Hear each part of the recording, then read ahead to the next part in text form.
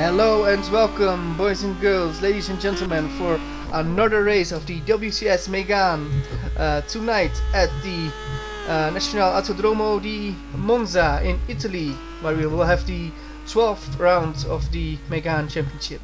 My name is Menno Klont, and I will be your cameraman and commentator for tonight's races, and I have got a co-commentator in none other than Wopke Hoekstra, which we will hear in a few minutes. We're now going to see some footage of the warm-up sessions. We already had a qualifying session, more about the results of qualifying later. And we now give you some footage of the warm-up lap while we see somebody jumping. It's one of our debutants. It's Adrian Faber. Today we will have a 23 car grid if everything works out like everybody's hoping, so that's pretty good. And we will have I think 3 or 4 people that making their debuts in the Megane racing here at the WCSLeague, so it's very interesting, of course, to see. And this guy we now watching, Adrian Faber, is one of the new guys. So Adrian Faber is from Poland, and he's not that well known in Air Factor 2, but I believe he did a lot of other racing games. So yeah, he wants to expand his sim racing career, and with Air Factor 2, and then I think a league like this with those cars, the Meganes, is just a good step in the direction if you want to be successful in those cars, of course. We're going to look if he we'll see some other guys. We're now looking at Fuller.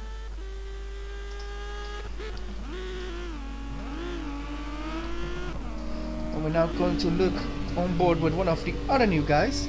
This is Joost van der Stoep in the open seat. He's new for this round as well, and actually had a decent qualifying. More about that later in the running order. But Joost van der Stoep looks very easy in these cars, and it looks like he has a lot of fun, and it will be interesting to see what he can do in today's races. Of course, he's a quite good sim racer, but yeah, we don't know much about him in WCSLeague, so we are quite curious to see what he can do in those races. If he can directly can be in a point scoring position. I think that's the aim for every rookie today, so will be very interesting.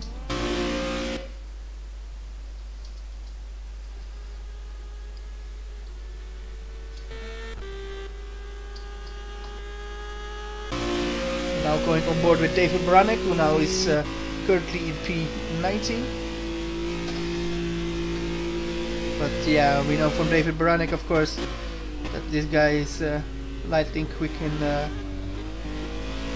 race when the race starts. He's a real racer, and let's see what he can bring in tonight's races.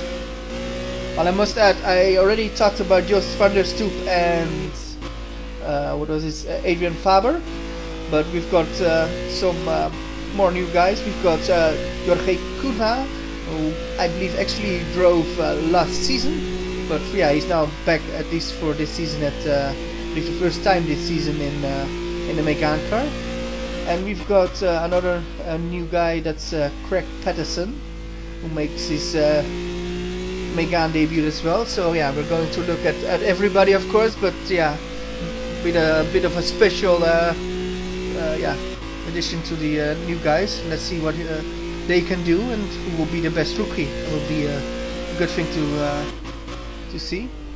While I'm now wondering myself if we already have a co-commentator in our neighborhood here at Monza. Wopke Hoekstra, are you around? Yes, I am definitely around. So yeah, we're looking forward to the race now. Almost time to start, and as you said, there's a lot of people who are new, as you said. So it's going to be interesting to see how they do. And yeah, I think we're just about to move to the race. I think the grid is being set now.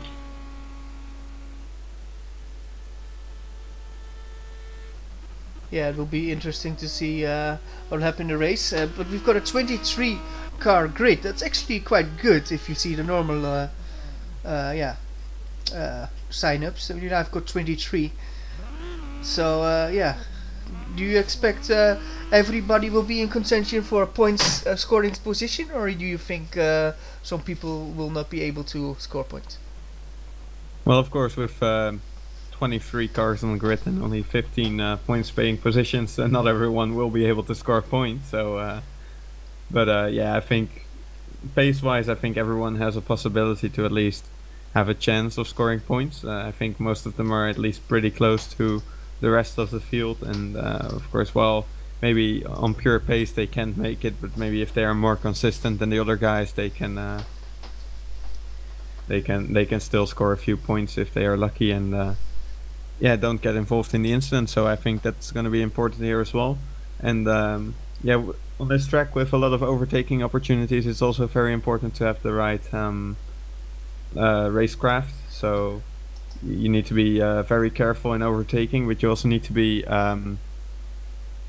yeah, also bold with your moves. You can't just stay behind someone for too long, because otherwise other people will catch up to you and they will overtake you instead. So yeah, well, what I was wondering is the fact that if you start here in front, is that a huge gain because of where you are on the track, like with the position where you're on, like in Monza. If you are a reverse driver in the top 10, is Monza a bigger opportunity than other tracks to shine and to get a good result than other tracks, or I see that non-essential personnel leave the grid now. It's a really difficult one to go. I think on the one hand it is, on the other hand it isn't, because for example, if you have Monaco, a track like Monaco, if you start on the reverse grid there on pole position, and then you have a big chance of winning it because you can't overtake there very easily. But here you can overtake quite easily, but once you start fighting it takes up a lot of time. So the main thing you need to keep in mind is that you don't lose too much time fighting the other guys, and yeah, try to build a gap over the other guys, and maybe then you can start fighting, but always keep an eye on the gap of the group of cars behind, because once they catch up to you, then you will lose even more time, and everyone can pass you if you don't have the pace. So yeah, really difficult. It's a good possibility you can win here if you have the pace at least a little bit. So yeah, and you just need to be smart. That's the main thing, I think. But we're on the way for the I think for the formation lap. So. Yes, we are. So you can do the grid, because I cannot see every driver now, at least with names. So I think you can. So I will just move the camera on your instructions. So we're now on board with the current pole sitter. So go ahead. And that is Matthew Williams. So well done to him again. He's the championship leader, and he took pole position here, so that's good for him. Then in second place it's Aaron Jajowski in the Malta Force, of course a teammate of Jason Muscat, who is also a title challenger, but maybe Aaron will be able to fight Matthew Williams and prevent the rival of Jason Muscat to score too many points. So we'll see how that pans out. And then we have Royce Croton in P3. He's in third place in the championship, so good job from him as well. As we see, Mark Fuller has left the race, unfortunately. I think he was having issues already, black screens and stuff like that, so I think that's a game issue. And maybe we will restart the race, but since he was already having the issues, it's going to be a tough one. Anyways, we move on to P4. It's Niranjan Kumar in the Racing Team Scroton, so he is beside his teammate. Yeah. P5 is Roy Verzal, another good qualifying from him. And then we have second place in the championship, Jason Muscat in P6, so he will have to do a lot of work to make sure that he at least keeps his championship hopes alive. And Mark Fuller is pending an open session, so maybe we will restart the race, but we're gonna see what happens. And we have P7 is Wesley Stefano, and P8 is Adrian Faber. Like you said, it's a new guy, and he has done a good job, just like the guy in 9th place, Joost van der Stoep, also new. And also in the top 10, and we have rounding out the top 10 is Joshua Penny, And then we get Craig Patterson, also a new guy, so also a very good job from him. And then we have Peter Jones, of course the brother from Joshua Penny. So this time Penny is the better one of the two. And then we have Eric Stanford, P13. P14 is Niels Vos, and P15 is Garrett de Vries. And I need to type a message. Then we have P16, which is Dan Hutt, and P17 is Marcel Boer, and he will be trying to score some points. That's what he told me.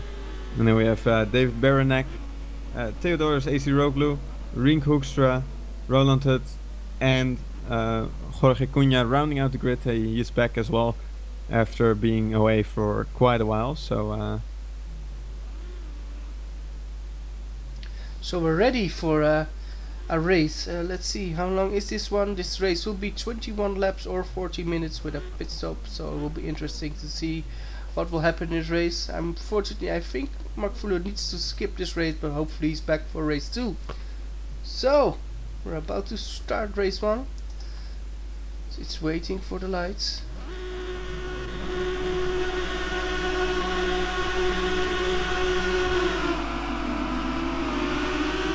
And a good start from Matthew Williams, but Aaron Josky is attacking right away. He's got a bit of a run of Matthew Williams, but Matthew Williams will have the inside. What can he do? What can he do? And yes, they stay ahead. Oh, this first corner is so tricky, but it looks to be quite okay. yeah, I think everyone got through safely without any issues. Oh, so this is good. great stuff for everybody. So you can take that positive thing, of course, with you. So well done, everybody. Yeah, 22 cars then all made it through safely, at least for now. So we'll see if that stays the same in the second chicane. Well, I did. Oh, there's a bump. Oh, but it's okay. And oh, some people off the track, but still not too bad in my opinion. We have a very crowded, what is it, group at the back, I think. Oh, a few cars off, but nothing spectacular. Yeah, there were a few people hitting others in the rear, but nothing big. Let's see, do we get one big gainer or loser? I think everybody's more or less status quo. Yeah, maybe at the back there's a few people, but Theodoros Aciroglu seems to be a big winner to me. He's up to P11, and there's a big group. I think that's the one you're watching. P6, yeah. Wesley Stefano, and up to P10, Stefano, Muscat, Faber, Penny, and Joost van der Stoep. 2 new guys in there as well, and they will be thinking, "Oh, this is great. We signed up for the right league."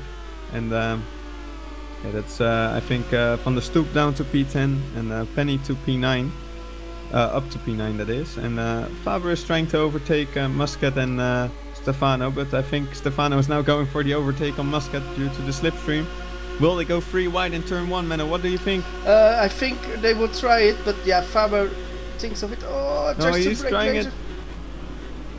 Oh, and he cuts the first corner to make it. But I think that's a wise move. I think very smart, very smart. He saw incident coming, just actually went off, but yeah, he didn't gain a place. I think he would lose a place. He more. lost a bit of time. Yeah, so actually good thinking from him, and he can still attack maybe in a later stage of the race. Well, he's under attack, I think, from. He misses the chicane.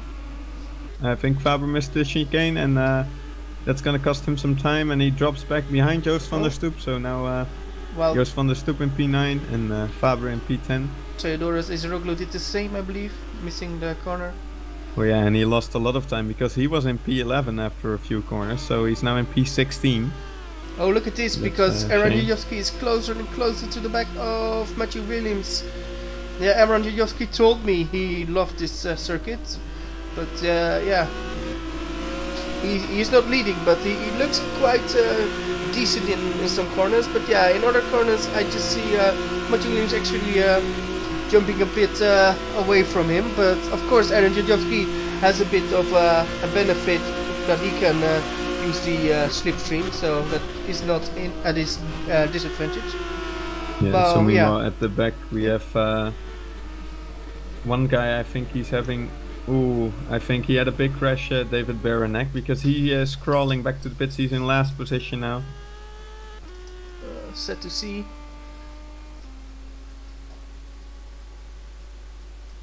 Oh, whoa, that's a... Ooh, what on earth happened there? It's really weird crash between him and... Oh, he had a lag spike and Garrett de Vries.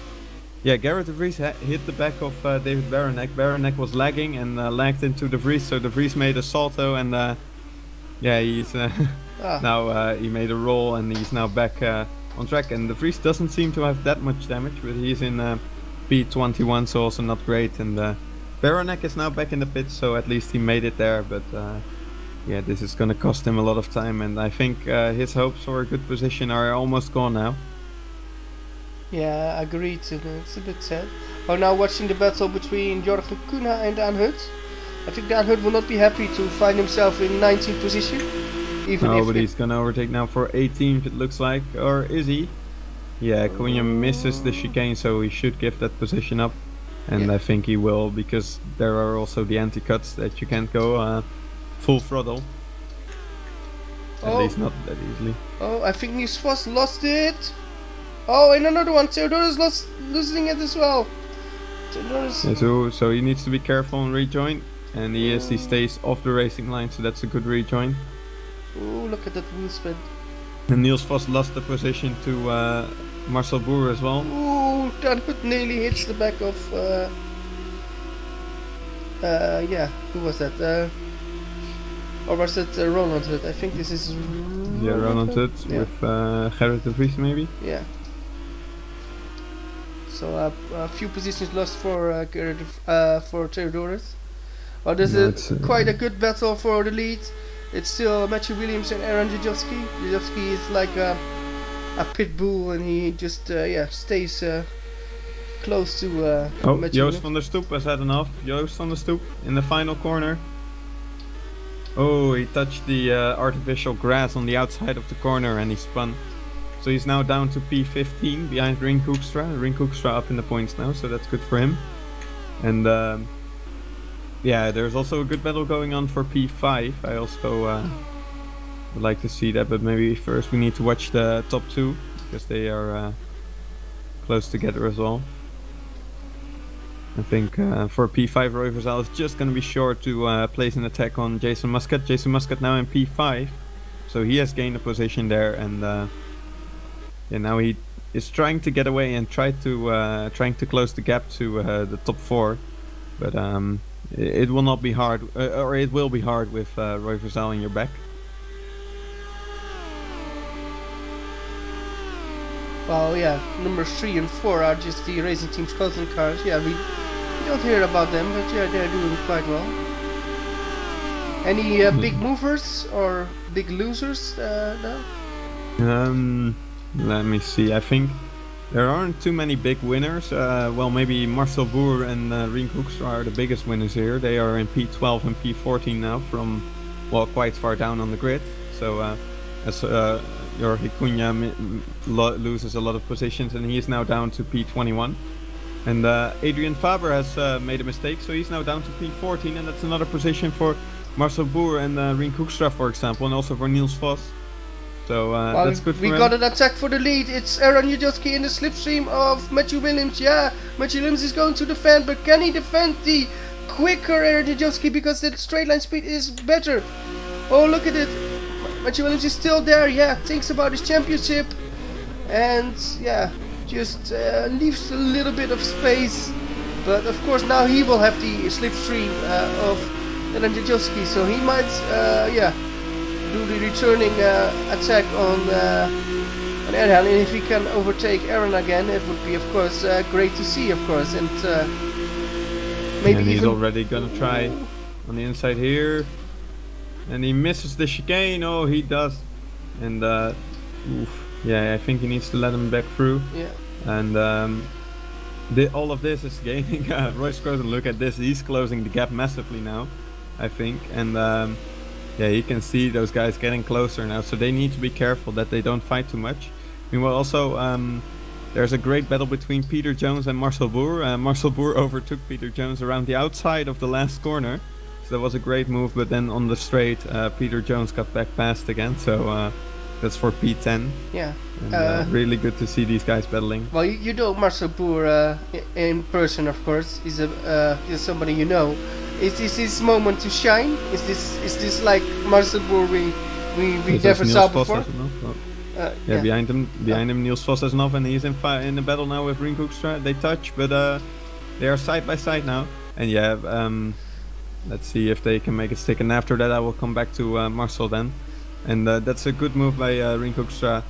Kept the car on the inside and made it stick. But now Niels Vos will have the slipstream as he goes a bit too much over the curb. But Matthew Williams is also back past Aaron Jajowski, and I think we don't have much time to talk about people here in too much detail, because Aaron Jajowski is already trying to overtake him back, and I think he's gonna succeed unless Matthew Williams is able to brake a lot later in the first corner, and he isn't. But yeah, he will have the better run out of the second corner, I think, and then he will try it again in the second chicane. So these guys will be swapping positions all the time, and Royce Groton is loving it, I think. Can you search something for me? Can you search the lap time of the top two and the lap time of Royce Groton? Yes, I can. And yeah, look at this. Aaron was setting 52.5 and 52.4 and a 53.0, and then in the last lap it was a 54.2. So that's 1 second slower, at least, even more than that. And Royce Groton did a 53.2, so that he gained 1 second to Aaron Jajowski, who is leading right now. And he can see the gap shrinking, although right now it's not too much that he's gaining.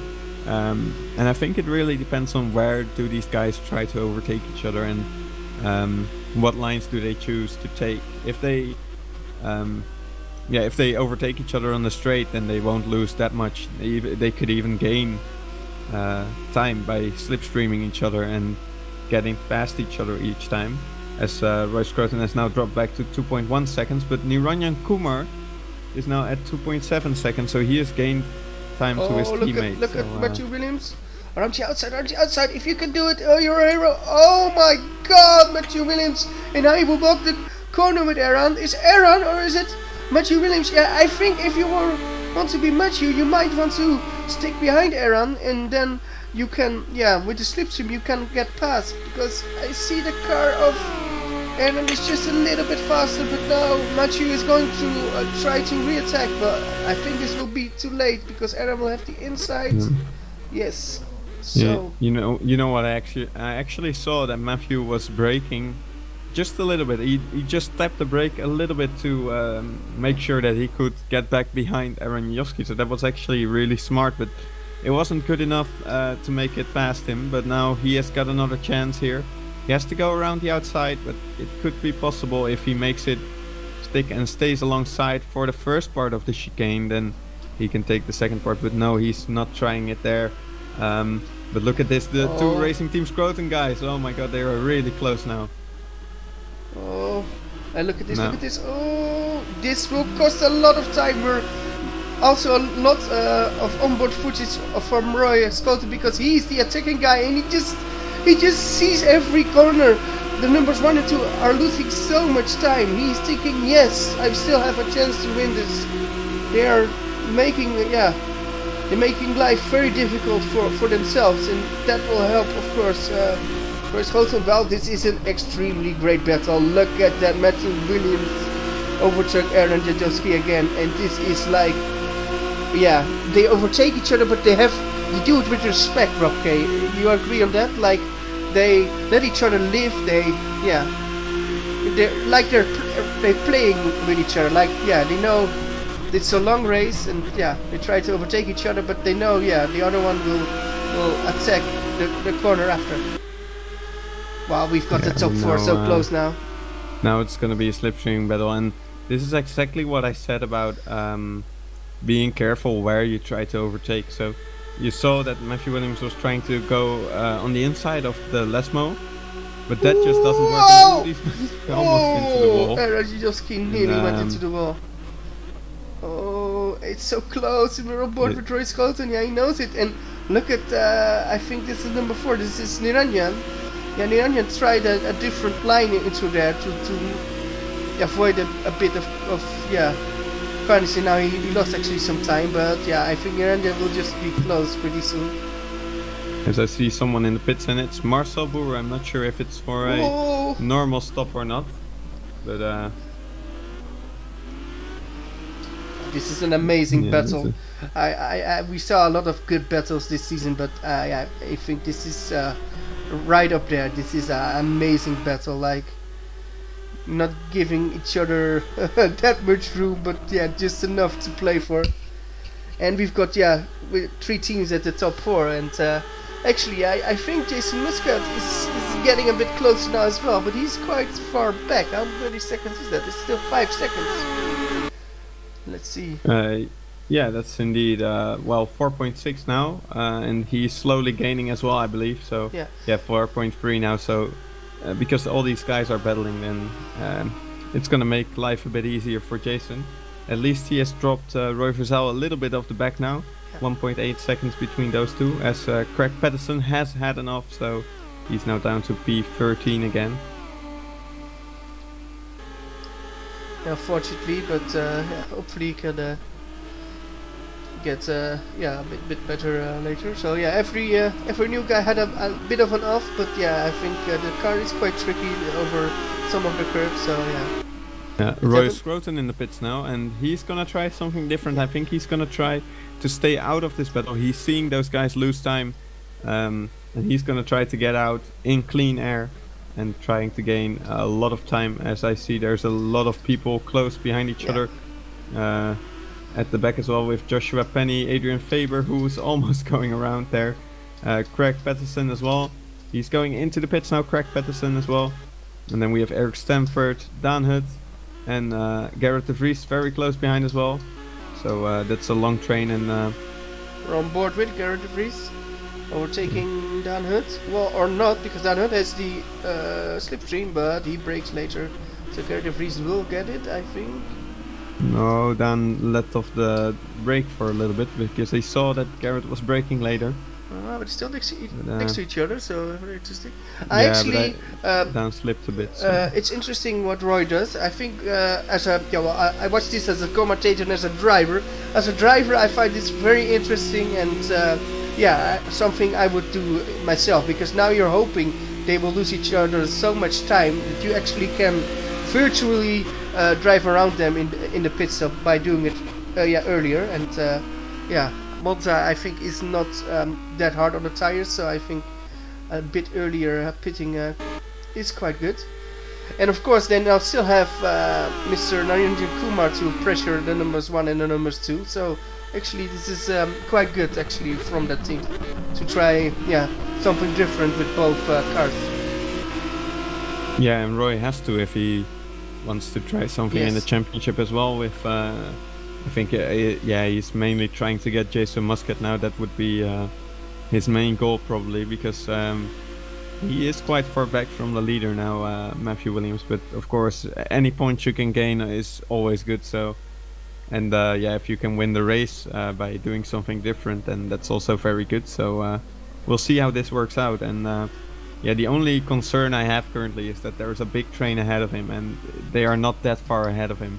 As there's a spinner, and it's Eric Stamford, and Dan Hutt goes around it, Garrett de Vries as well, and then Roy Schouten as well. Dan Hutt goes into the pits, as does Niels Vos and Peter Jones and Joshua Penny. So a lot of guys dropping out now, disappearing in front of Roy Schouten, so that's good for him. So now the strategy might work after all, as there's a almost side by side into Lesmo 1. Matthew Williams and Aaron Jajowski for the lead again.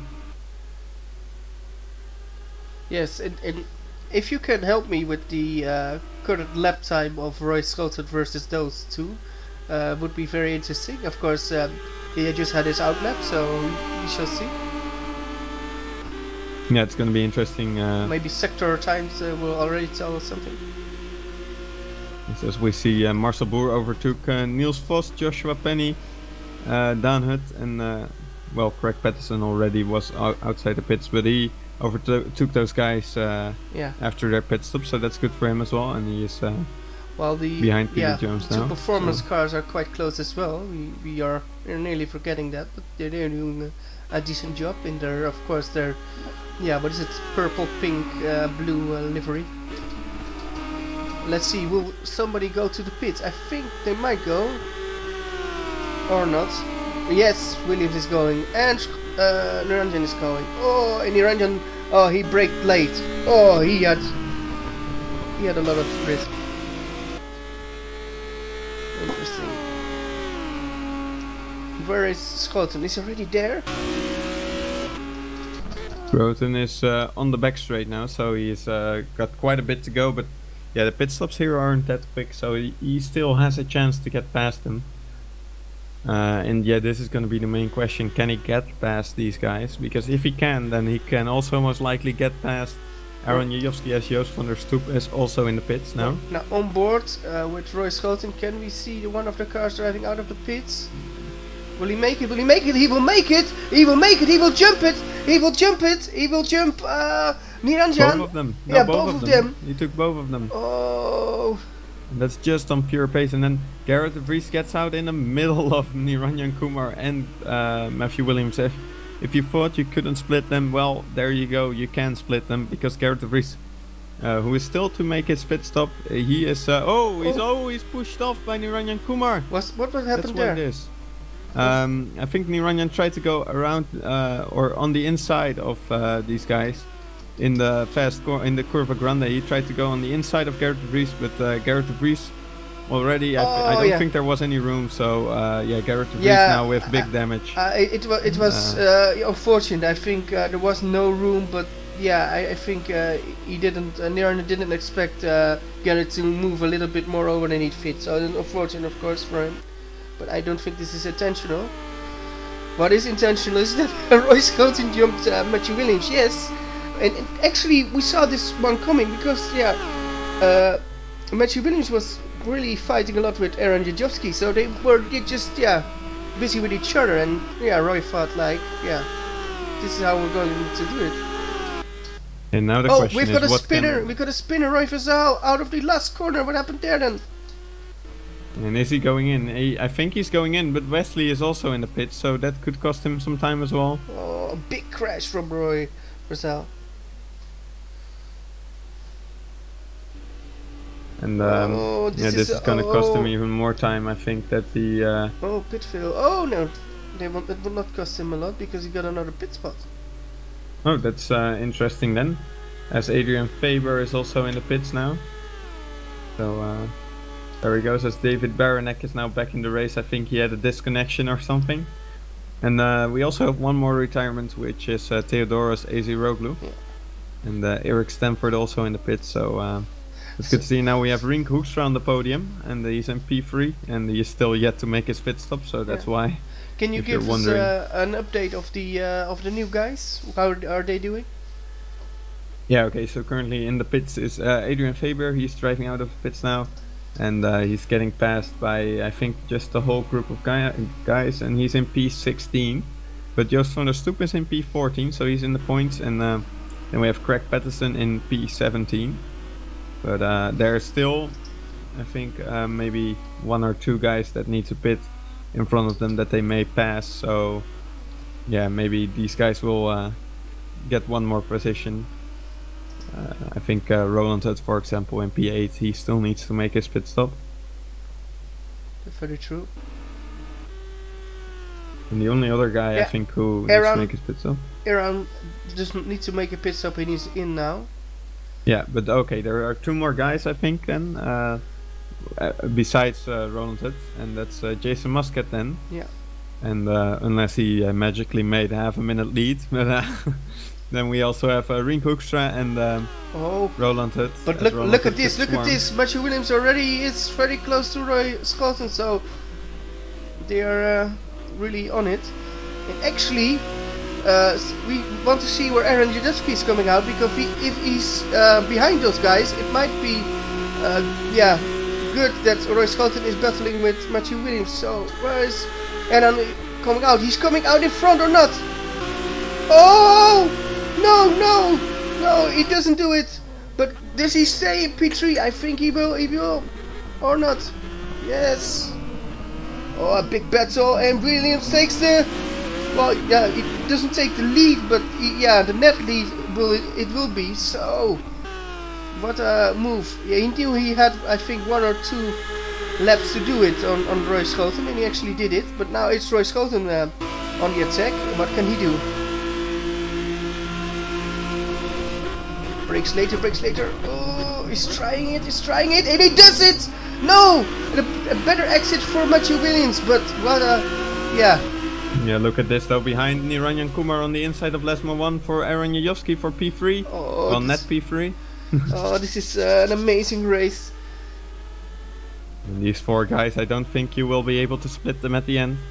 I think it will be a battle till the end now. I must say that in recent races Niranjan Kumar looked like he's gained so much speed and experience. I'm not sure what it is, but it's like it just all falling into his place, and it's very good from Niranjan at least to see. Oh, and he almost misses the corner. He misses the corner actually, and then Aaron has to go and do some evasive action there. And Jason Muscat now from the lead in the pits. Only Ring Hoekstra and oh, I think actually Roland Hutt already made his pit stop. So yeah, just Ring Hoekstra now to go, as he goes completely wide in the last corner there. Oh my god. I think he will be going in now as well. Yes, he is. He's moving over to the right and braking for the pit lane.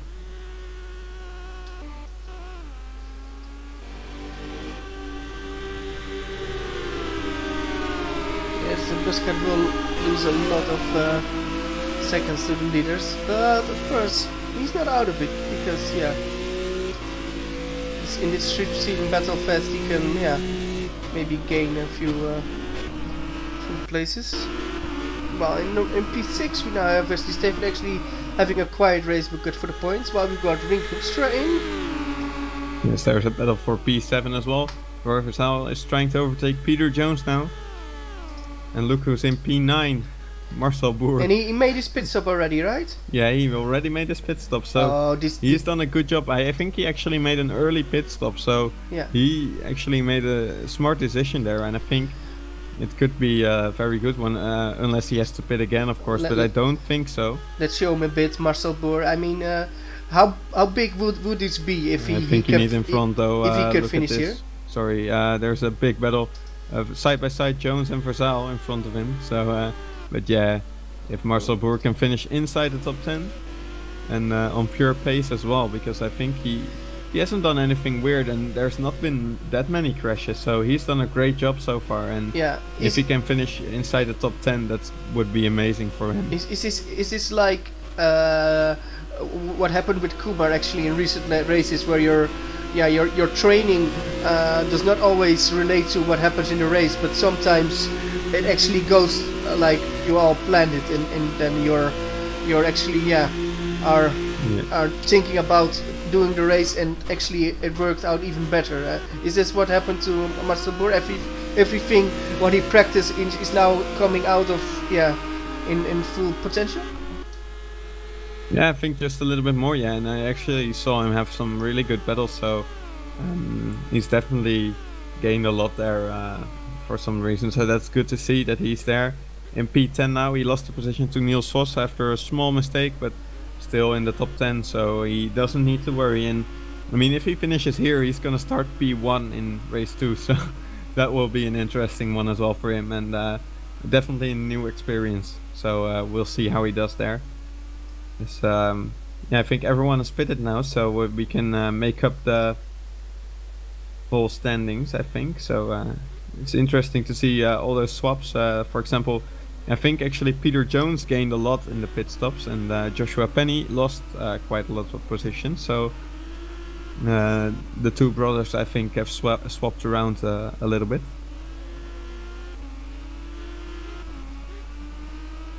Aaron Jajowski is now pressuring Roy Schouten, who has lost 1.7 seconds to Matthew Williams, so that's actually a little bit of time, so maybe Matthew Williams can get away with it now. But Aaron is gonna get past Roy Scruton here, or is he? No, I think he's just bump drafting him. Not sure if that's allowed, but anyways, it doesn't matter. Yeah, well. He's just. I think he tried to stay behind because he knew that in that corner you can't really do much anyway. So it's a smart decision there. And then he's gonna try it around the outside here, maybe, or is he? He actually is bump drafting. That's very interesting. But are they gaining on the Matthew Williams in front? I think it would be more useful for Aaron to get past, but I think he's gonna wait until here and he's gonna try it here now. Or is he? No, he isn't. And they are gaining a little bit of time, but not that much. This is bump drafting, and I think it's allowed. At least I don't know a rule, at least in the league, that doesn't allow it. It makes it very interesting, and as a commentator, yeah, I actually found this sort of tactics quite interesting, because as a driver you want to work and do everything within the edge of what's allowed. And now, yeah, I think if this allowed, then then they should do it. And if it's not allowed, then well, I think I would have known it, and we will see a rule against it if it's not allowed, but because then it will be the last time. But it's interesting to see the tactics, of course. Well, Jason Muscat is getting closer and closer to Narayan Kumar, so the second half of the race for Jason Muscat is better.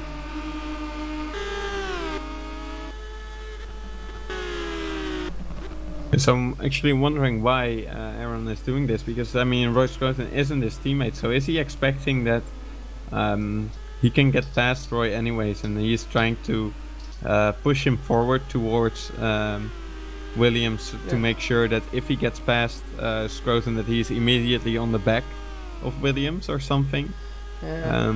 Or is there a different reason? So that's the question I'm asking myself now. Is it? I think I know what it is. I think he knows he can pass Roy, but in the end, actually pushes him a bit wide into the last corner now. I think he can drive away from Roy. I think that's the thing he's a bit afraid of. So he's pushing him instead. Well, now really on board inside the car. We see the rear view camera. We can see the Model Force pushing.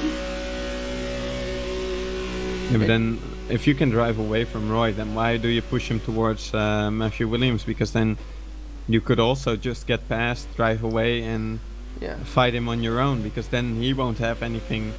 Because if you get past Roy Scruton now, then you need to be careful that once you get onto the back of Williams, that he doesn't attack you. So now he has two cars to worry about instead of one. Yeah, and they're gaining. Because they have a bit of more top speed now as Matthew Williams, so that's interesting.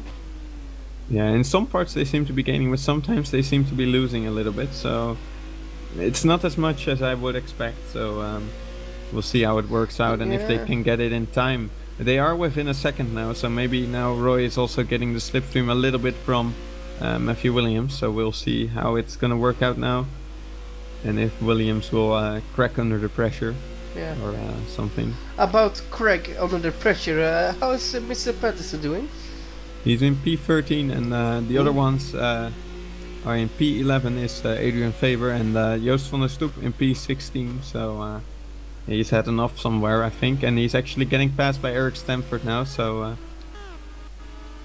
that's not good for Joost, and let's hope he can improve for the second race, but at least he's still driving, so that's good for him in his first Megane race. So that's really nice to see all these guys actually really doing a good job. Even Jorge Cunha, he's driving in P20, but he's still within a lap. He's not lapped yet, and he's still driving as well, so that's good to see, and not that far back from P19 as well, so actually quite a good job from him. And let's see how he does for the rest of the race, and everyone actually.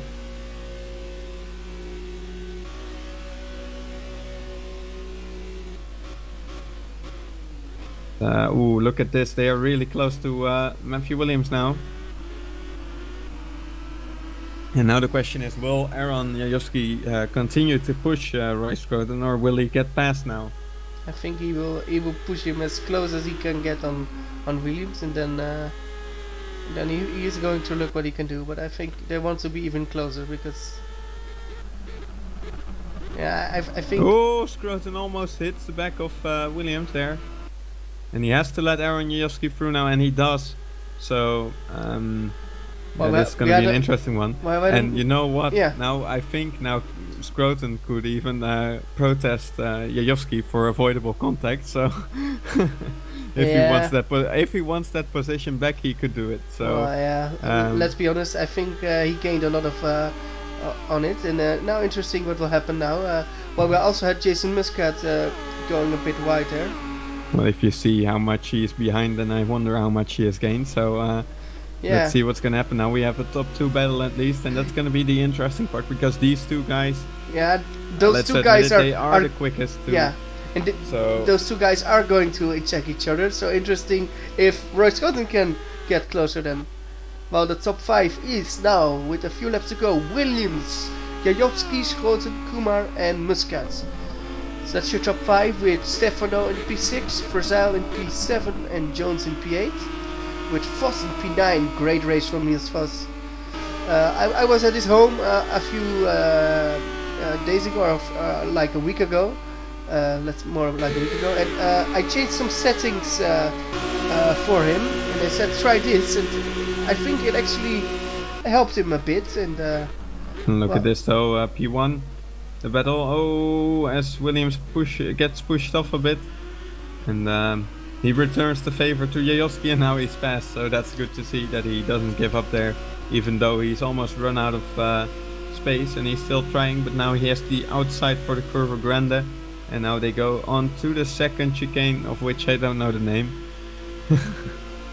But yeah, let's see who can keep the inside here. It's Matthew Williams, and he takes the lead. What does Schouten do? Yeah, he misses the chicane completely. At least he doesn't lose that much time, so he's still at least a little bit close to these guys. And as long as they are fighting this hard, then he will have an easy time getting that time back. So, how do you call something like this? Masterclass? What those top 2 are doing? Is this a masterclass, like with fair overtaking, like a bit pushing a bit? But of course, that's touring car driving for you. Yeah, well, I think all of the guys today actually did a great job. I think we barely saw any incidents, so. I think it's not just these two, of course, they are passing each other a lot, but yeah, I think we should give compliments to everyone here today, that they did a good job so far, and maybe a few incidents here and there, but that's what you always get if you have this many people driving. Oh, and this is Matthew Williams trying again with Aaron Jajowski. Well, I've got other news for you. Will Marcel Burkhardt reverse grid pole then? No, that's a question you were asking, because Adrian Faber is on the back of him. Yeah.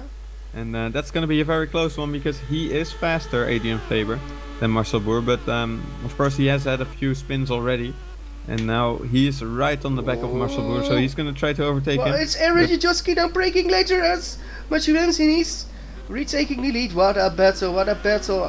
Whoever wins, this is an amazing battle. And for an amazing battle you need to have 2 amazingly talented guys. And actually the whole top 5 is amazingly talented, and even behind the top 5 you've got amazing talent, but those top 2, those are really at the prime of their sim racing career. Look at that, guys, so good. And even Schouten, yes, Schouten needs to push really everything out of the car to at least stay close. So yeah, he overpushed a bit, but yeah, he's not far away. And yeah, actually, yeah, Leon is following pretty good, but yeah, I think Jason Muscat is the guy actually that is good in the second part of the race. Well, I believe he got a connection drop out of Niranjan Kumar. Yeah, and that's a shame, just with 1.5 laps to go. And yeah, I think he's gone, unless he comes back now magically, and that would be a miracle, but also a danger. But yeah, he's DNF now, and that does mean that Marcel Boer is back in the top 10, but yeah, really unfortunate for Niranjan Kumar. I mean, he was driving such a good race, and only to have it taken away by a disconnection, that's really, yeah, a shame. We feel for you, Niranjan. Remember that, and hopefully you will be back in race 2 and then give us another glimpse of your talent. Well, we've got 1 lap to go. Or is it already? Yeah, Is this already we have 1 more lap to go after this, I think. So. Yeah. Oh no, I believe this is already finished or not? Or is it the No, white we flag? just started it. Good. Oh, it's so close! It's so close! Yeah, this will be the race winning overtake. They touch on the straight, so this is the race winning overtake. They know it! They know it! Oh, it's Jovski! Oh! Yeah, Jovski pushes Williams a bit off there, and he does build a bit of a gap, but he did push Williams a bit off there. That was a bit naughty, to be fair, but yeah, now Scroton can try to attack Williams, I think, unless Williams is able to capitalize on the slipstream of Jovski enough. So this will show also the true colors of Matthew Williams. Matthew Williams is sometimes a bit wild, but I think he knows as well. He's a guy that wants to win everything. But does he need to win this race, or does he need to say like P2? I desperately want to win this race, but if I get P2, this is only benefiting me. Of course, for the championship. So interesting what he will do, if he will go to the gap. Yeah, you know, there's one thing you can always recognize whether he's getting a bit of a temperament. It's when he starts locking up into the corners. That's when he's getting a bit impatient, I would say. But so far it seems alright. Maybe just after the incident a little bit, but and then a big mistake from Jovski. Oh, that is a big lockup. Oh, he made a well, I want to say proper fool of himself, but he went really wide into the corner, but he needed a bit of his talent to get that. So but I think it's still enough to keep the gap to Matthew Williams, so it was he's coming around the final corner now. It was a bit naughty, but I think they both knew that it was going to be a very hard race. Jovski wins the race, but Williams Williams builds the gap. Yeah. In the championship, and I think next race he could maybe already claim it, the title. Of course, after this we only have 1 more round to go, and the gap was to Jason Muscat was yeah, but we're going to wait for the other people. It's in P5. Is that yes, Stefano? Yes, yeah, number 6. He's finished. It's Peter Jones. P7. Very close. P8 for Niels Vos. Yes, correct. And then his teammate Adrian Faber, P9. Great. And P10. Is it P10 for Musselboer? Yes, it is. Reverse grid pole for Musselboer. Oh my lord, this is amazing for him. And in P11, Craig Patterson. Amazing debut for him as well. I mean, I had a bit of problems, but good finish and good point finish in the end. In P12, it's Rick Hoekstra. Downhill in P13 after a difficult race. P14 for Joost van der Stoep. Gained a lot of positions in the final few laps, so he also got some points. And P16, it's just P15. Sorry, it's Joshua Penny. Oh, he ran out of fuel, but I believe it's good. He's actually Penny still got P15. The finish line is actually a bit earlier already, so that's what he got lucky with, I think. So Penny P15, Stanford P16, and then De Vries, Roland Hutt, and Jorge Cunha is finished in P19 with David Baranek 8 laps behind. Yes. So that was race 1. What an amazing performance from everybody.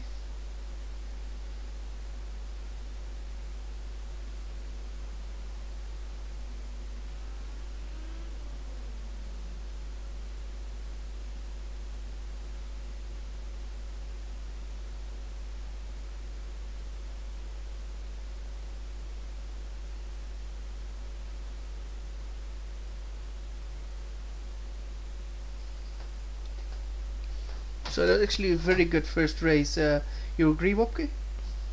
Yeah, that was amazing. We saw a lot of battles throughout the field, so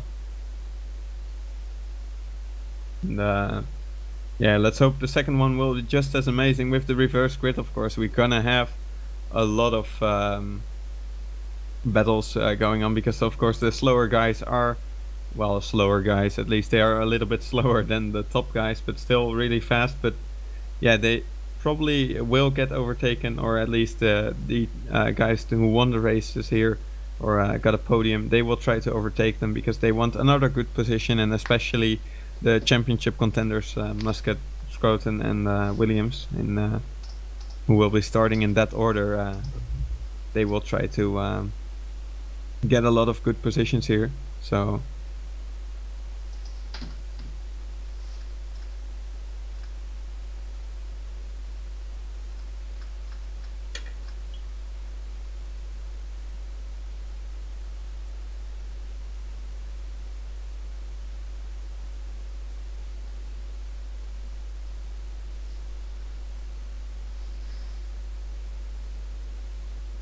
yeah, well, there is a bit of discussion, and yeah, they might should give penalties for starting the discussion about this, because yeah, there are a lot of discussions, and in the end it only makes people a bit more angry, because yeah, where you gain, somebody loses, and yeah. yeah, and I think most of it will be looked at after the race anyway, so maybe they should stop complaining and move on to the next race. So yeah, yeah, well, because then Roy Scotland wants to talk about the epic strategy call and get on with it, and yeah, we actually noticed that, Roy.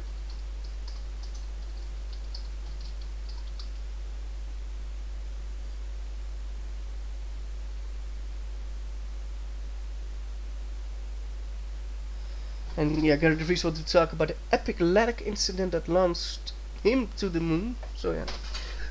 We actually had the Dutch guy on the moon, Gerrit de Vries, to the moon and back.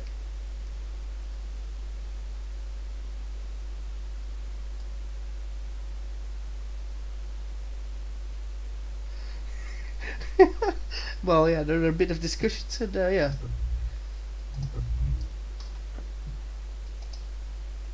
Well, we already have 3 people for the interviews, Wopke. Should I drag them in for you?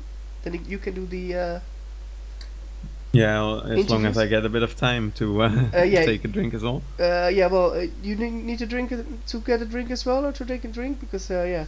Yeah, I'll do the first few, and then if you come back, then Yeah, maybe you can take over. So yeah, I will drag yeah, 1 or 2 in, and then you go do that, and I will go away to get something to drink, and I will be back. Yeah, and then yeah, I will say that. So I will drag Mr. Boerin hello. and Mr. Hut, and I will be right back, and it's Wopke to do the interviews. So go ahead, Wopke. Okay, then let's start with Marcel Boer then. Hello. Hello. And, How are you? Nah, I'm good, and you as well, I guess, with that amazing race. I'm good too. Thank you. Okay, so that was an amazing race from you, P10. It was alright, yes. Highest Yeah. place I've ever been.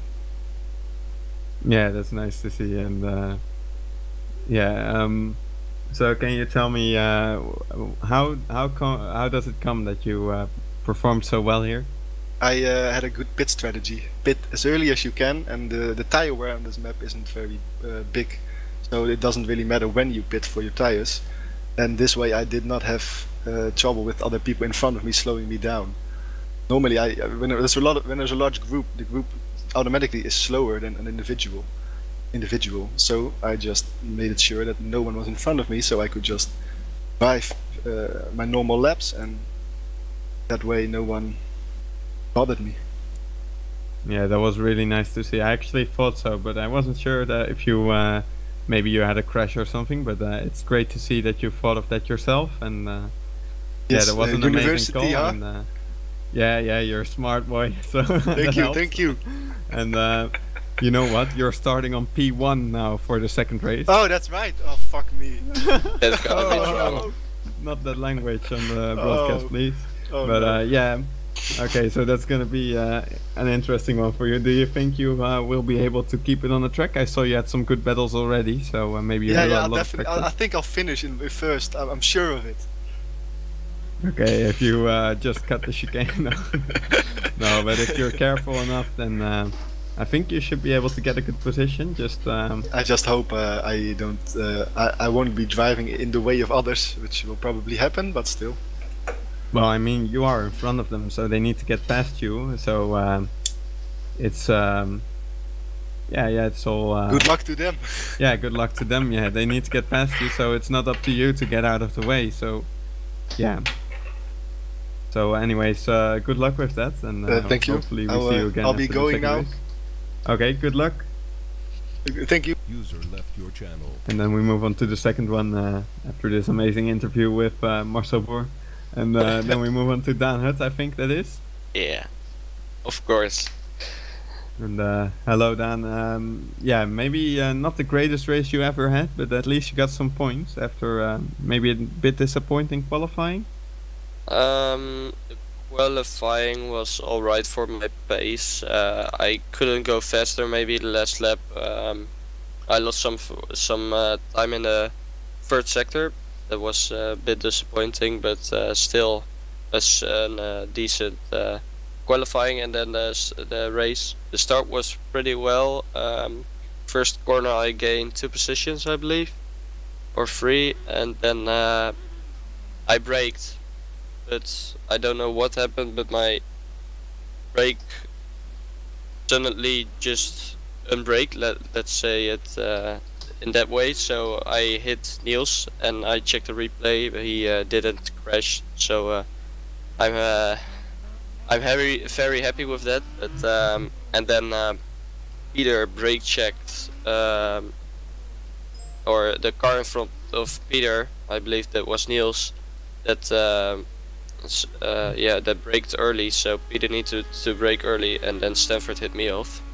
So I was at the back of the field, and then I made up places. I had very fun battles with others. Crashed 2 times, I believe. Not very big crashes, maybe a bit of a spin. And then got to pit on lap 9. That was a well choice. Like Marcel said, pitting early was a good choice. So I heard it from him that he pit early, and that was a good choice. So I pitted early too, and that helped me very well. And then Niranjan crashed, so I got from P15 to P14, so I'm happy with that. Yes, Niranjan, of course, with he had a disconnection, so that was really unfortunate for him. But yeah, it's good to see that you got some points, and hopefully you can improve for race 2. Any goals for you to achieve in race 2? Maybe top 10, but we'll see. I don't know who is in front of me, so I see. Hopefully I can get the top 10, but we'll see. Alright, then good luck to you anyway, so let's see.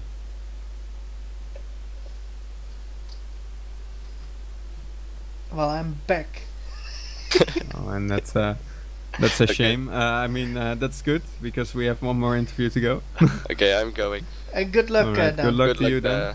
User left Oh, your we actually channel. have 2 more, so good luck to you, Menno. I'll be Yeah. right back then. Yeah, good. User was Let's, moved let to me your get them channel. in. Was moved to your And channel. yeah, I'm doing another 2 interviews. Well, Wopke did the first 2, and then now he's going away to get something to drink, which might be having some alcohol in it, but we ask him later. Who actually not driving with alcohol is Peter Jones and Roy Verzal, because when you drive you cannot drink. So Peter Jones, you were quite long waiting for an interview. Peter, you're there? Yep, I'm here. Well, I think not the best qualifying if I remember well, because I'm not sure No. where you started, but in the race you look like just getting everything where like you're used to do it, and you moved up to the field into P6. So happy with that? Oh yeah, definitely. I mean, I did start. I think I started 12th after not that good of a qualifying.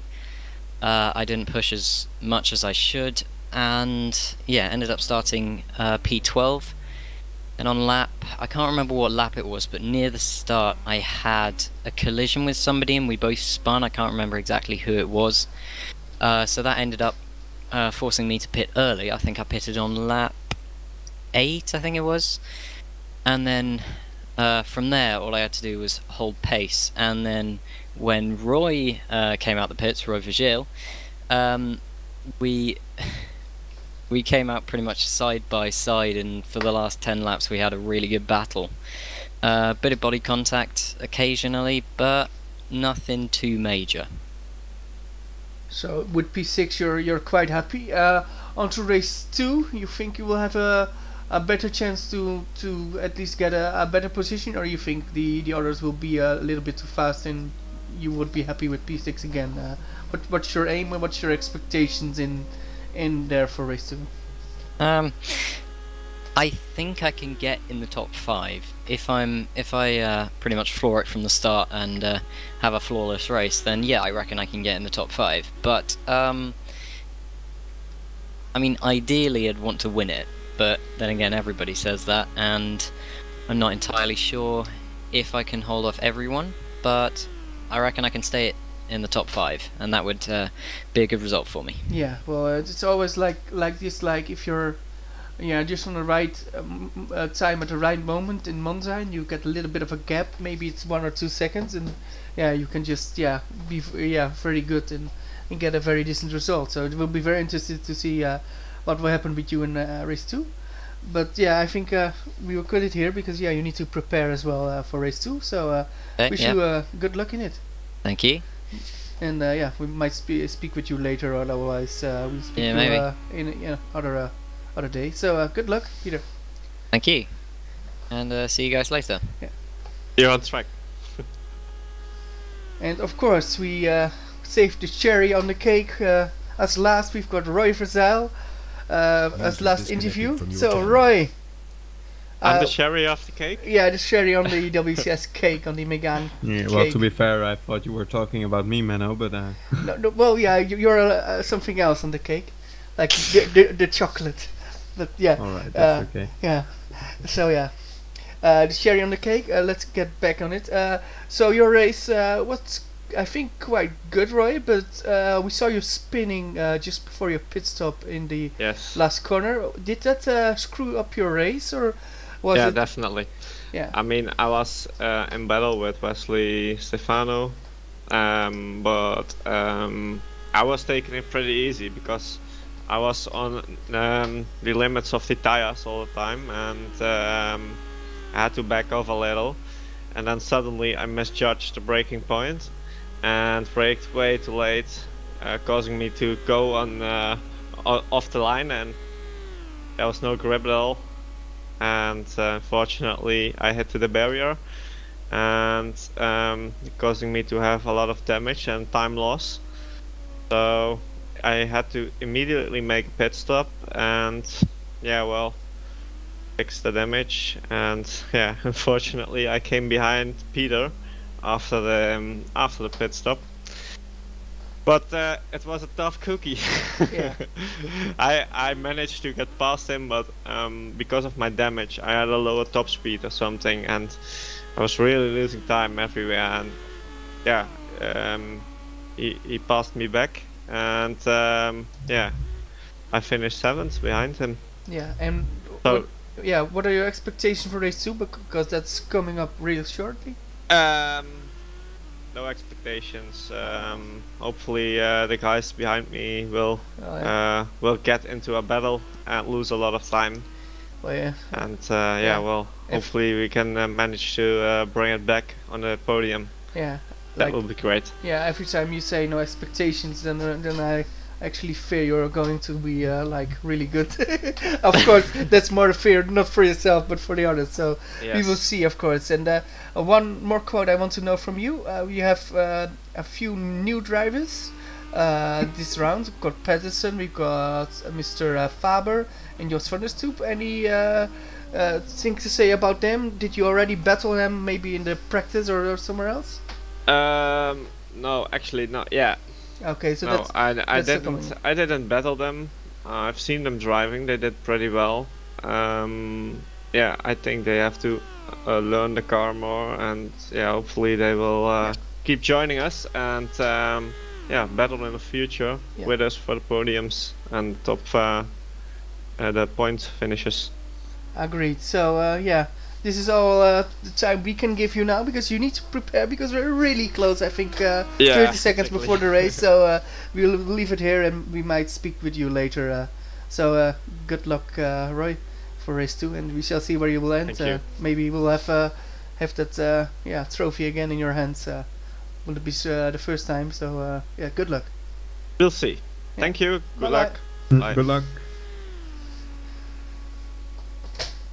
User And left away your goes our channel. cherry, but we still got our chocolate still here. And what am I on the cake, Wopke? You are the fries. No, I'm just kidding. I'm like the Never tried that, yeah, but you're the strawberry, okay? the what you strawberry. Oh yeah. And then not a tiny one, but a huge strawberry, like the one in the middle of the cake, like yeah. But actually, it's a strawberry cake. You are a strawberry cake, yeah. Oh, I love those cakes. Yeah, yeah. Oh, Right, that's good to know. Oh, And, we know yeah. what to get you for your birthday. Well, yeah. So interesting. Yeah, that's interesting to know for Yeah. people as well. Yeah. So now we have the grid all set. Now I think everyone's on the grid. I think, and we have 22 drivers actually. So I think one driver is gone. I think it's Attention grid, will all Who's non-essential that, actually? personnel leave the grid now. Actually, got no idea who we are actually missing. Oops. let's see, it's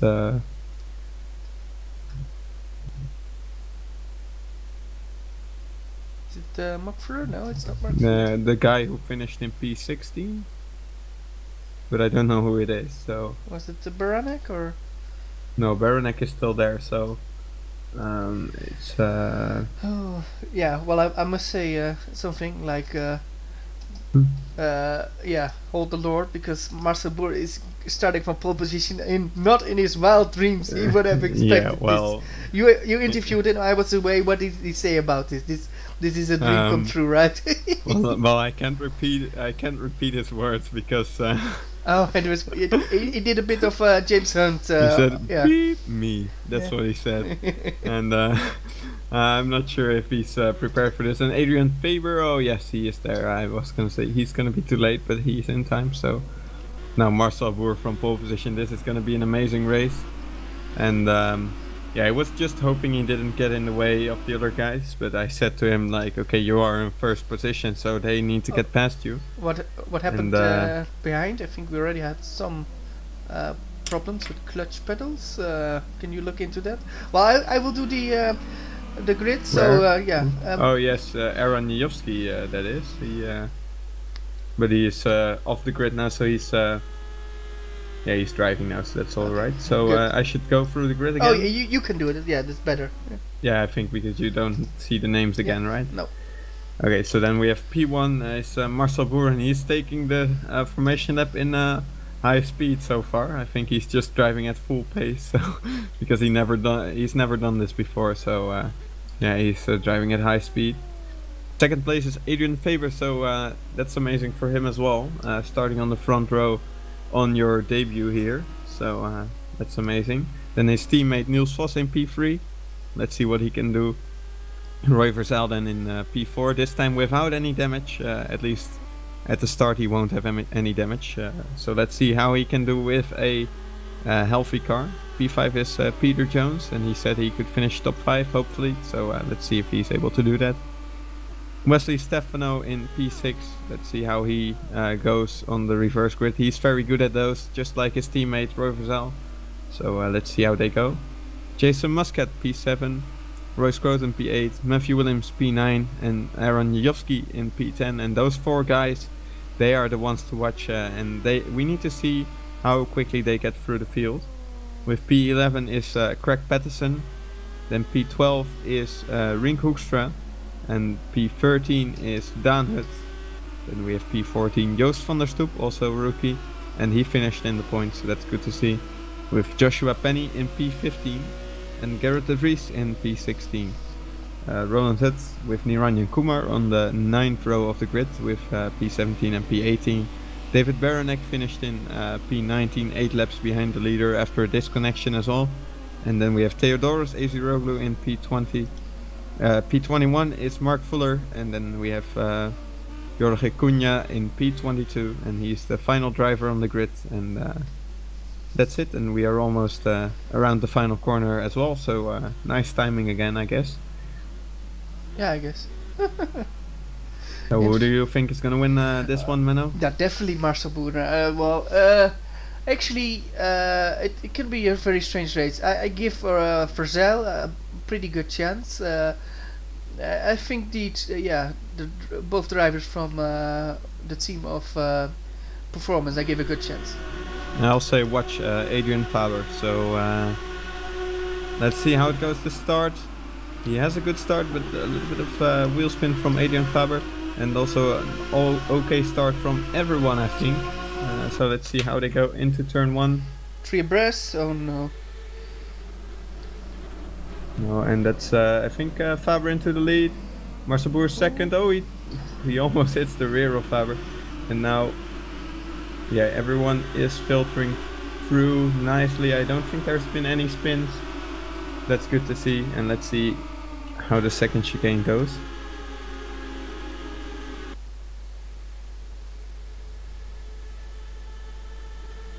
Like a pack of wolves. Yeah, and there's a big fight, and Roy Verzel's up to P3. Niels Vos is in the gravel, I think. Oh, and there's one car around. I think that's Theodoros Aziroglu. Yes, it is indeed. Unfortunate for him. So let's see what's going on here. Niels Vos down to P5, and look at this. Jason Muscat is in P4, so he has had a good start.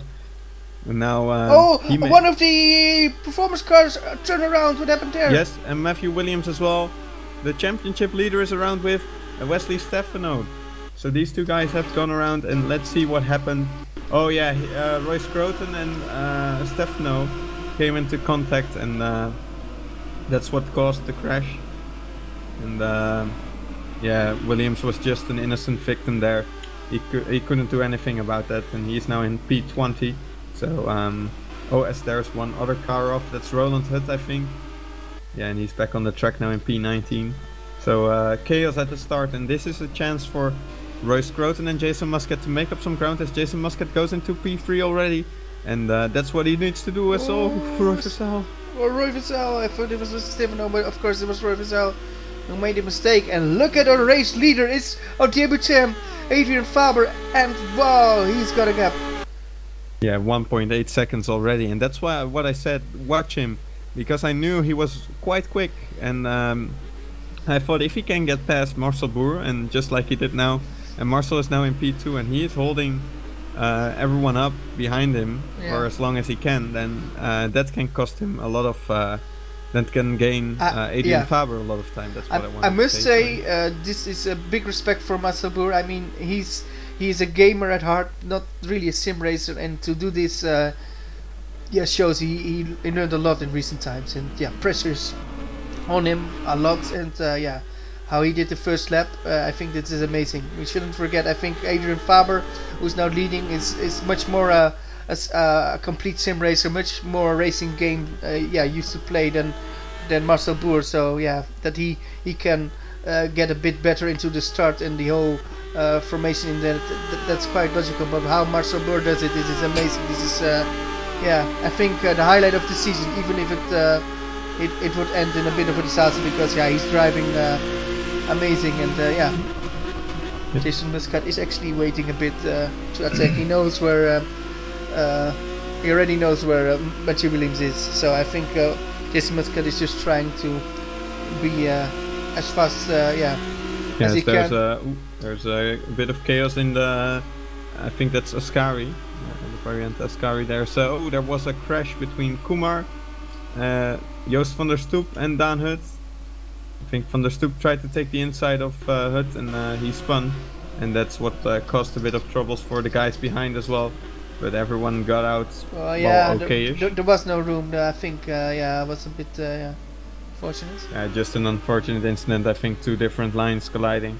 And look at this, Matthew Williams already in P15 now, so he's already back up in the points. As Jason Muscat goes into P2, but Marcel Boer is defending, and he's on the inside. And he actually makes that stick. Well done. Defense there. Against the second place in the championship. He's trying it. He's loving it. Marcel Boer is loving it. I think this will be. I think he will refer to a lot with us. I think this is also. I think he's starting to like those chicanes a lot. So there in the chicanes, that's where he really is able to put up a fight against the other guys as well. So let's see. Maybe he loves this track in general. And and he's trying to outbrake Jason Muscat. Can he do it? Can he do it? Oh, he can. It was a bit bargy into the first turn, but he gives it all. It's like he found some superpowers, because he is on fire, Marcel Boer. And actually, we shouldn't forget, in P4 it's Niels Vos. We nearly forget about him because his teammate is leading, but he is doing an excellent job. Niels Vos had a great race 1, and if he can get into a decent position race 2, it will mean a lot of points. And actually there was a small collision between Muscat and Boer, and Muscat is now down to P4 and under attack of Verzeil. I think Boer pushed Muscat off a bit on the straight, but Verzeil and Scroton as well, maybe? No, Scroton isn't getting past there yet. But that cost Muscat 2 positions, so Boer maybe a bit too aggressive there, but he is still in P2. And Mark Fuller is out again, as well as Ronald Hutt, both with suspension damage. And look at that gap between Marcel Boer and Adrian Faber. Will this be the awakening, the arrival of Adrian Faber at the sim racing's Air Factor 2? I think if he can do this, this will be of course amazing. And let's not curse him, but it looks for now it looks to be more or less his race, but it's very interesting. With a gap of 5 seconds, and we are what happened to already at Muscat? That's what I said on the straight. Sorry, I forgot. I think where are you in the broadcast? Where are your drivers now? Because for me they are going into the second chicane now, and he's losing another position, and maybe even 2. Sorry, everything is good now. I think maybe you were watching a replay. No, I was quite a little bit behind, only a few seconds. That's okay. So maybe I spoiled everything for all the viewers, but I don't think so. But look at this, that's what I thought about Monza. It could be giving ingredients to an amazing race finish. And look at that, Marcel Boer still in P2 and Niels Vos in P3. The top 3 really wants the podium, and he knows that it might be one of the chances. Oh well, we've got a spinner. Is that Muscat? It's Muscat. Yeah, that's Muscat. And Matthew Williams is coming up there as well, so he's now together with they are now together again. So all the hard work, and I think that was Peter Jones going on to the inside of Jason Muscat, maybe a bit too opportunistic, but Muscat closed the door, but Jones was there, so... Oh, we got a big crash! One of the cars, it's Roy Verzeil! Oh my god, that was a horrendous crash! Is he still alive under that hood? What happened there then? Frontal crash into the barrier there, as Marcel Boer tries to defend from Niels Vos, and he takes the... Oh, great move again! Marcel Boer seems to be able to brake very late for the chicanes, and that's helping him a lot here, as Roy Scroton tries to attack Niels Vos now on the inside of the Curva Grande. And is he going to be able to brake later here, or isn't he? And that's going to be the question. Look at this. Yes, he is passed now. It's for P3, so Niels Vos down to P4 now. But still in a good place, and look at this, the gaps behind them are only increasing, as Jason Muscat is now in P14, and I think Joshua Penny has lost a lot of time as well in P17. Let's go on board with guy that nearly makes a mistake. It's Marcel Boer. He actually made a mistake, and now he's gonna lose the position probably to Roy Scroton. Let's see if he can defend, or that he will say Scroton, like... he's gonna try to... he tried to stay on the inside, and another tap, but that's not much he could do about that. Just a bit awkward. And there Aaron Jajowski goes again. with the bump drafting, and or isn't he? No, I think he's gonna look on the outside here. And now on the inside of Niels Vos, but Niels Vos has the slipstream from Marcel Boer, so that's the difficult part here. Jajowski can't get out of the slipstream of Vos because Vos has the slipstream of Boer, so once Jajowski gets out of the slipstream, then Vos will still have the slipstream, and Jajowski is not able to get past, so that's the difficult part about Monza. Oh, and now he has a wide, chance to go 3 wide. wide, and let's see who is going to be able to break the latest. Marcel Boer is trying to stay in the middle. Is he going to try to... Oh, Marcel Boer hits Jajowski, and Jajowski spins. Yeah, I think that was a bit unfortunate. Was that his? I think it was his mistake. Yeah, I think Marcel Boer was a bit too eager to cross the road there to the inside of the corner. And he probably didn't realize that there was still someone there. So as he... Oh, that's a bit naughty from Niels Vos then. Maybe he left him a bit too little space, and Marcel Boer gets the place back and he continues. He doesn't care that he cut the chicane. So yeah, maybe... But yeah, let's go back to the front. It's Adrian Faber with 7.5 seconds lead. It looks like it might be happening. Yeah, they are already over halfway through, so unless Royce Scruton is able to take over a second out per lap, then that's the only option that he can get. He needs to take out almost 1.5 seconds each lap to be able to overtake him, so, or at least to get close to him. So that's going to be a really difficult task. Now we have... Do we have any good battles we want to show you? I'm asking Wopke. Oh, we have another retirement though. It's Gareth de Vries, and I'm just looking through the field if there's any battles going on. Yes, there is. David Baranek is gonna attack Joost van der Stoep for P9 on the inside of the Parabolica. And he does make it stick, but now the good thing for Van der Stoep is that he will have the slipstream on the straight, so he will get another chance to overtake him. And we also have for P11, look at this, Matthew Williams against Jason Muscat for P11. That's not what you usually say, but there he goes, Muscat around the outside, he has to go. And will he be able to make it stick? In front of them we can see also Joost van der Stoep on the inside of David Baranek. And oh, they touch, and that's a collision, and maybe that could gain Muscat and Williams some positions. Muscat will go around the outside of the Curva Grande, and Williams is going to try to go in the middle. Oh, there's no space there, and Muscat is going to try to take Baranek here. Baranek leaves the space very nicely.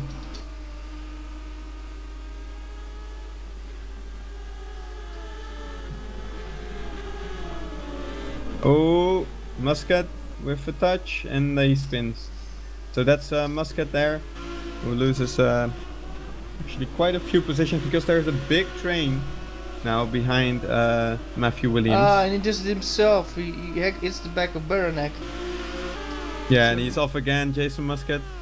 Maybe a bit frustrated. There's Joshua Penny off as well, so maybe there was a collision between the two. Let's see what it was. Yeah, actually there was a collision between the two. Penny tried to take the inside there because Muscat didn't have much speed, and then they had a touch, just a small one, but they both spun around because there's like a small hole in the corner there. Can you give us can you give us an update of the new guys now? Okay, sure. Craig Pedersen, P11. Adrian Faber, as you said, P1. He's still leading by 7.5 seconds. So actually, Royce Scruton isn't even gaining time to him, so he's actually really quick there. Oh, but we have a battle for P3, Vos and Boer, and I know they want to beat each other really, hard. I mean, that sounds pretty stupid, but actually, they really want to have the podium, and I think Marcel knows this might be his only chance for a long time, and Niels Vos knows that as well. So yeah, and they need to time it perfectly. This would be, I think, harder for Boer than it is for Vos, because Vos has some some experience from the past, and Marcel Boer doesn't have it. So interesting what will happen. But of course we would love to see them both on the podium. But of course only if 3 men on And the even podium. if they don't get a podium, then still P4 would be a great result for both of them. So they need to be calm and make sure that they can finish in these positions. So very true. no and crazy moves there. And Patterson in P11, it seems like it's not good if you see Faber leading, but Patterson is doing an amazing job as well. I mean, this is his first race, and I think that will be one for the future as well. Jos van der Stoep the same. He showed a lot of potential. Yeah, he's in P15 right now, so also in the points. And can I tell you something amazing? What? Look at P5. Oh, is it Niranjan? Oh my, Niranjan. Yeah, it's indeed Niranjan Kumar P5, well P6 now, as he's in a battle with Peter Jones and leaves him the space there. And Jos van der Stoep is out of the race, so that's unfortunate. He, just as we were talking about him. We're now on board with Niels Vos. He's going to attack Marcel Boer, but Marcel Boer can defend. He needs to do something special, Niels Vos. He knows that. Because Marcel 2 Boer... more laps to go for these guys. Boer is braking later, but can he make the corner as well? Yes, he can. Look at the experience. Yeah, nice. Look at the experience from Vos. He tries everything, but he cannot get past Marcel Boer. What an epic fight from Niels Vos and Marcel Boer. Yeah, numbers 1 and 2 are a bit away from each other, so we're not bothering to look at that now. But Niels Vos is on the attack of Marcel Boer. Is he going to do it? And then we have 3 more guys behind them as well. Niranjan Kumar, Aaron Jovski, and Peter Jones as well. And Aaron has to skip the chicane there to avoid a vertical collision. And he actually gains a bit of time there, but look at this. Especially Kumar and Jajovski are really close now, so maybe they can get away with the podium now. But they need to be careful because they know Boer isn't that experienced, and we already saw that with Jajovski, of course, getting spun around. So they need to be careful making these moves. They need to make sure that they make it clean and make clear that they are there, so that these guys know they are there. Oh, this is an amazing battle. Look at this, Jajovski he isn't gonna try it, is he? No, he isn't. Look at Kumar. He almost hit the back actually of Boer, and also Vos went wide, so Vos loses 2 positions there, and also another one too. Peter Jones, I think that is. Yeah, it's gonna be another position there, and Boer is now under attack of 2 really quick guys again. He's gonna stay to the inside, and let's see if he can hold this line there. Yes, he is, and then he touches him a little bit, but nothing too bad. Let's see what Boer is gonna be able to do here. Can he sit behind? He should sit behind. He will Kumar. just re-attack Kumar. I'm sure of it. Look at it. Look at it. Yeah, he's Boer moving is out. trying. He's pulling out of the slipstream. He's gonna try to brake late here, as late as he can, and he's braking later than Kumar, and he crosses. Oh, that's a really nice. Does he move, do it? actually. Does he do it? Yes, he does it. Amazing move there by Marcel Boer, and he's trying everything just to make sure that he gets that position, as Niels Vos is out of the race there, and that's really unfortunate. Niels Vos. Oh no. Let's see what happened. Oh, Vos, yeah, he hit Peter Jones and then he quit. So that's unfortunate to see. Oh, look at it, look at this, look at this. It's he lost the podium, Marcel Boer, but what a fight. Took a lot of risk, but everything went okay. This is an amazing thing. Yeah, now also Aaron Jovski pushes him off the track. So let's see if he's able to get back onto the track in time for Peter Jones. Yes, he is. That's good to see. Let's hope he can keep this P5 now. He needs to remain calm now. Yeah. I mean, he still has a good position, and even if he should lose this position, Well, further back though. Yeah, we're going to the front. Oh, yeah, Adrian actually. Faber, a new chapter. Well, we expected the new guys might get some impact on this. Yeah, he said he had fun in race 1 to me on the messenger, but he's going to win race 2. I think this will be his first race victory in Africa 2. A huge upset for this guy. Adrian Faber wins race 2 of the Meganes. An amazing achievement, while Roy Schouten shows that he's the king of race 2, getting a well, Crown Prince now. He's getting a P2 and P3. It's for Niranjan Kumar. Drive, one of the drives of the day. P4 for, is that Aaron Jajowski? Yeah, that is Jajowski. Then Boer in P5, just ahead of Peter Jones, P6, and then also. Oh, a big crash! In the end, what happened there then? Oh, Where? Oh, big crash of 2 guys in the pit straight. Yeah, that's AZ Roblu and Stefano retires from the race, and that's actually. I mean, why would you do that? I mean, I would continue. I mean, you have the points. Anyways, if you just continue in the takes pits, Stefano out. It was a mistake of oh my god. Was his mistake? Yeah, this was unfortunate.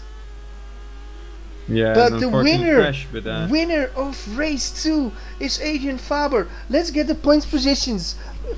Jorge Cunha, 1 point for Cunha, 2 points for Penny in P14. Eziroglu, yeah, 3 points. But yeah, would have got a lot more. But yeah, let's not talk about that.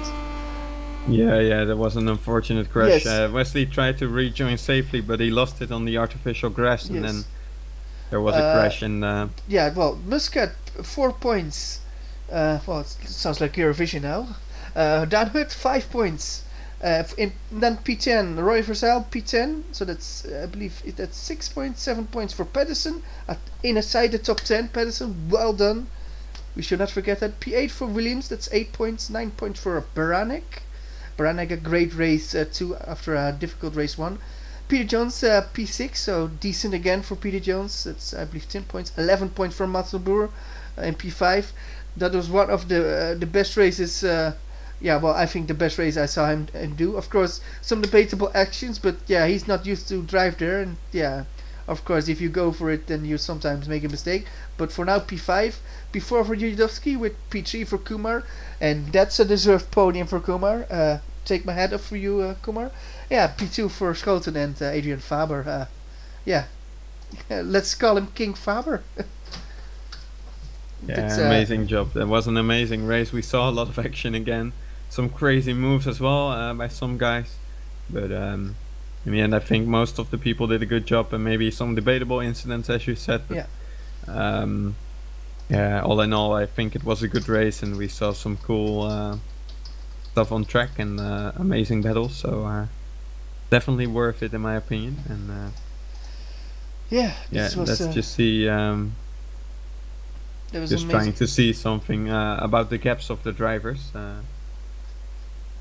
Just to see who did the best. Okay. I'm just checking how many points Williams is ahead of everyone now. So I think Williams is about 33 points ahead of Muscat, as he was 24 points behind, and he gained 5 points in race 1 and 4 points in this race. So I already checked for fastest laps and everything. So yeah, 33 points it is in 2 races. It's still possible for Jason Muscat, but it's gonna be a really tough one. And I think Royce Croton, yeah, he might still be in this as well, as he got 2nd place in the 2nd race, and that's a really good result from him. And he gains a few points to Matthew Williams, but not that many either, so maybe 5 points or something. So he's 35 points behind, something like that. And yeah, that's going to be really difficult to catch up for those guys anyway. So yeah, you know what it's time for? To drink some beer. No. To eat chocolates out of cherries, well, of cakes. No. To do some interviews, and let's get a few in. Let's you do 2, and then I do 2. Well, now I have 3, but I think we will have 1 or more coming. So I will get somebody in, and let's start with yeah, the guy with an amazing race. But yeah, some debatable actions, but what a race. Let's put Marcel Boer in, and you can interview him again. Hello. Okay, hello Marcel Boer. Wow. Hello. Amazing race there. I think you can be happy with the result. I am quite happy with the result, yes. Yeah, a little bit difficult to say, but maybe you can just tell us how it felt when you had all these fast guys coming behind you, trying to pass you, and that you were able to fight back. I know I got some good tips from Daan Hut. Thank you. He said to stay on the inside of a corner if someone's gaining on you, and I did that, and that makes sure they can't gain on me in those corners. But they have to do it on the straights, and I mean a couple of guys made it. 4. I think that's pretty good of me to only have 4 guys beat. It was difficult, but I made it. Yeah, and you had some contact with some guys. Do you think you are to blame, or do you think it's just a racing incident? And I think some of them are racing incidents, some of them might be a little bit my fault, and I think maybe the last one I got hit when I went back to P5. I think that might not. I don't think that was really my fault, but the other guy's fault. But you know, I think it just happens. I think mostly racing incidents. It's not like I ram someone from behind or anything. That's true. So all in all, I think yeah, you did an amazing job, and I think you learned a lot here as well about battling with other people. I heard about the rule that you can't move from your racing line more than once, so I tried to stick to that. No more than once get from your racing line. I think I stuck to that. So yeah, I don't think I was too much. So yeah, you can now celebrate your amazing result with your. Yes, my highest result ever. So, number 5. Yeah, congratulations. Onto the podium now next time. Yes, definitely. All right. With the same strategy, try to get 10th, and then just stay in the first place, but more aggressive, even more aggressive, so no one can pass. So now you ran them all off. Yes, exactly. All right, that should work out. But maybe after the race, then you will lose the podium. But at least you can pretend like you finished on the podium. Exactly. It'll feel good for a moment. That's good to hear. Well, good luck to you in the last round. It's only one more round to go, so only one more race. Yes, in 2 weeks' time. So good luck to you there. Thank you. And, the next one, let's pull in this guy. He was already pulled in by Menno, I think. Yeah. So hello, Roy Scroton. Hello. And yeah, well done to you in. Especially, I think, the second race, but also in the first race, of course. I think you got a double podium here, if I'm correct. Yeah, you sure are. So, yeah, that's good to see that you got a double podium. And yeah, how does it feel? Do you think you still have a chance of winning the championship as well? Let's just start with that, because I think you still have a small chance to win the championship. Do you think it's any possibility? As long as I can theoretically get it, there's always a small chance, but like I said in the previous few rounds, I'm just doing what I can and see where it ends up with the points. And I think today we managed to take back some points, especially from Jason. Matthew was in front of me in race 1, but didn't have too good of a race 2, so I think overall I managed to sneak some points back, but the gap is still going to be pretty big, so it's gonna be hard. I'm gonna fight for second, and yeah, who knows, maybe Matthew gets some issues and maybe it rains or whatever, and anything can happen, so I'm just gonna do my best. Alright, that's always good. And coming into this round, of course, Monza is a bit of a different circuit than most of them. Do you feel comfortable around this track, or Yeah, I always seem to be better at high-speed tracks like Monza or Canada, so I'm always looking forward to go to those tracks. So yeah, the car felt pretty good. I didn't have too much practice because I didn't have too much time over the weekend, but the car felt pretty good and I managed to get on. My tire wear was a little bit worse though, so some of the guys at the later pace, later moment in the race, I lost some time to them, but overall it went very good. I'm very happy. that's good to hear. And the next track is Red Bull Ring, of course. So that's also a similar circuit, I would say. It's also really quick and a lot of straights with hard braking zones. So do you think you can perform well there? Maybe get a win? Yeah, I think I won there last year. I'm not sure, but it definitely suits a little bit of my driving. I don't really like the long sweeping corners too much, but I guess everybody will have issues with the tires there anyway, so yeah, it's gonna be fun. Alright, that's great to hear. I'm just checking up. And last season, unfortunately, you didn't win there, but that only means you can make it happen this year, so that's good to see. Well, that's not good to see, but we will see if it happens, and then if it happens, that would be good to see for you.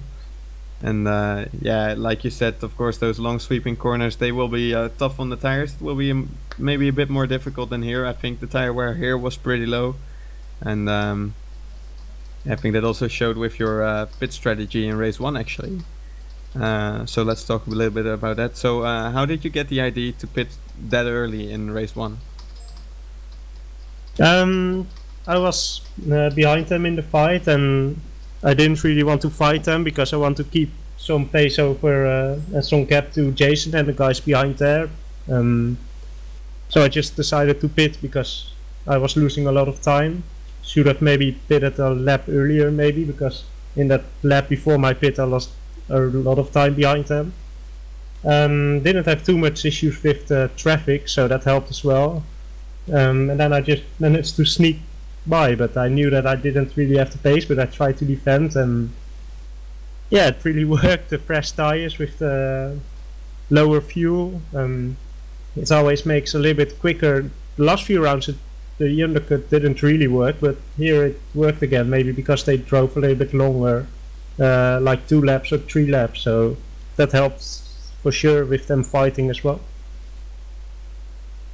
Alright, now, well, at least I thought it was an amazing strategy call, and I guess, well, in the end, maybe it didn't work out as well as you probably wanted, but still I think it worked out quite well, and that was amazing to see. So good luck in the Red Bull Ring, and now we move on to the final interview. Yep, thank you. Let's drag the last one in, and then I will do that interview. Hello, Craig Patterson. That made me jump. Jesus, I was sitting in silence. Hi. You're live on the interview at the interview now. So your debut today at the WCS Megane. I think you experienced a lot of good racing. I think some hard racing, but how was the overall feeling? First race I enjoyed very much.